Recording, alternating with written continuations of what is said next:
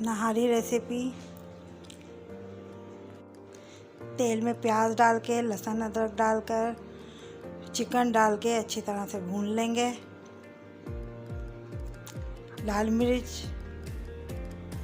धनिया पाउडर, ज़ीरा पाउडर, सौंफ डाल के इसको भी अच्छी तरह से भून लेंगे।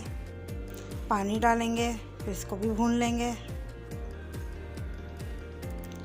फिर नमक डालेंगे, फिर रोगन बाहर निकाल लेंगे, फिर पानी डालेंगे। जब पानी में उबाल आ जाएगा तो आटा डाल लेंगे।